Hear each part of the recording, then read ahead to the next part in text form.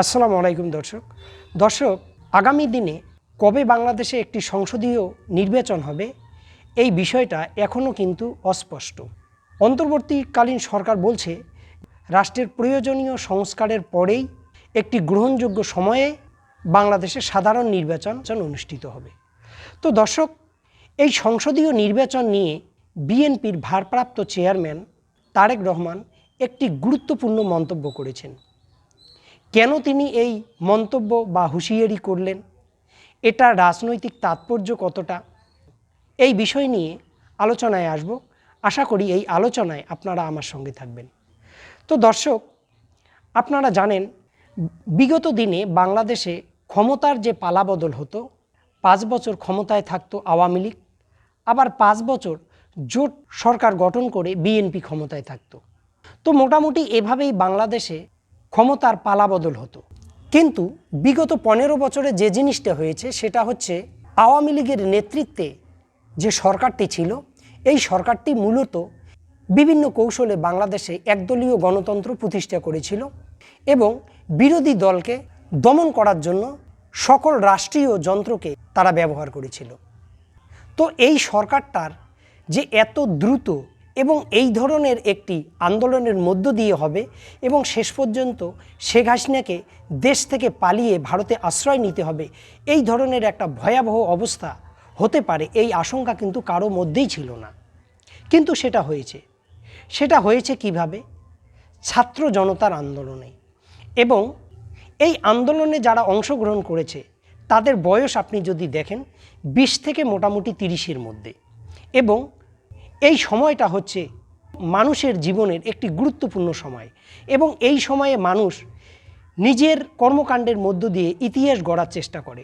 আজকে বাংলাদেশের ছাত্র জনতা যে ঘটনাটি ঘটিয়েছে, যেটা 15 বছরে কোনো রাজনৈতিক দল এই ধরনের একটি স্বৈরাচারী শাসনকে, ফ্যাসিবাদী শাসনকে টলাতে পারেনি, কিন্তু রক্তের বিনিময়ে এই ছাত্র জনতা এই স্বৈরাচারী শাসনের কিন্তু পতন ঘটিয়ে ছেড়েছে।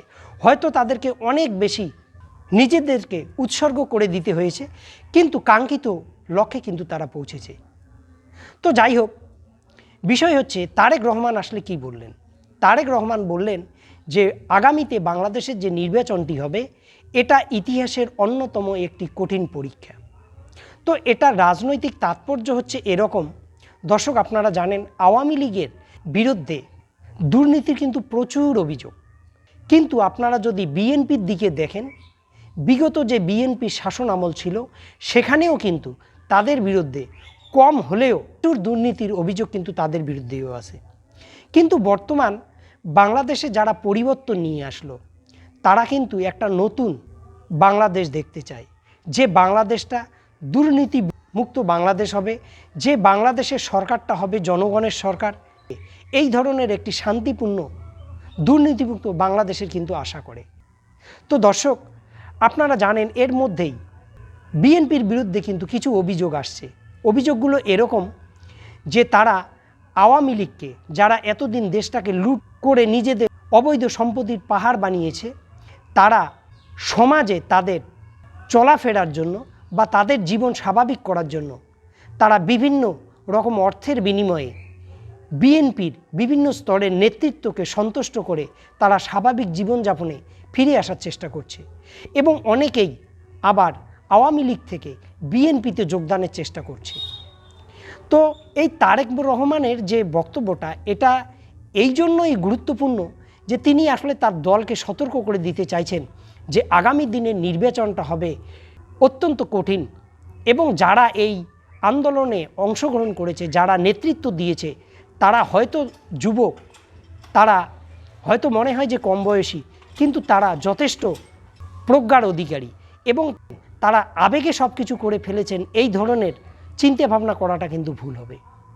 সুতরাং যারা আগামী দিনে বাংলাদেশকে একটি স্বচ্ছ গণতান্ত্রিক দুর্নীতিমুক্ত বাংলাদেশ উপহার দিতে পারবে, তাদের ভোটটা কিন্তু সেদিকেই যাবে।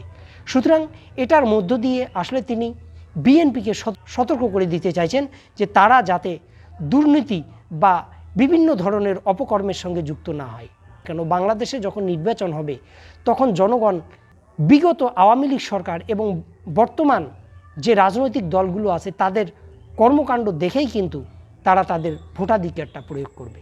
এবং এক্ষেত্রে হয়তো তিনি আরও একটি আশঙ্কা করছেন যে এই ছাত্র জনতা এরা যদি নতুন কোনো রাজনৈতিক দল গঠন করে সেক্ষেত্রে এই রাজনৈতিক দলও কিন্তু ভালো ফল করতে পারে, সেক্ষেত্রে কঠিন পরীক্ষার মুখোমুখি হতে পারে বিএনপিকে।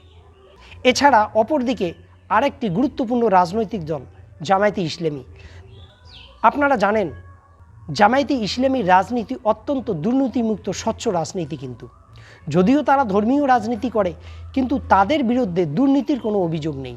ফলে তারেক রহমান হয়তো এটাও আশা করছেন যে জামাতের সঙ্গে যদি তাদের জোট না হয় এবং জামাত এবং বিএনপি যদি আলাদা আলাদা করে নির্বাচন করে সেক্ষেত্রে যেহেতু জামাতের একটি স্বচ্ছ ভাবমূর্তি আছে সেক্ষেত্রে জনগণ হামলে পড়ে জামাতকেও কিন্তু বিভিন্ন আসনে জয়যুক্ত করে ক্ষমতার কাছাকাছি নিয়ে আসতে পারে। সুতরাং আগামী নির্বাচনটা যে অত্যন্ত কঠিন হচ্ছে এই বিষয়টা তারেক রহমানের বক্তব্য থেকেও কিন্তু পরিষ্কার। তো দর্শক, এই বিষয়ে আপনাদের কি মতামত অবশ্যই কমেন্টে লিখবেন। ভালো থাকুন, সুস্থ থাকুন, আল্লাহ হাফেজ।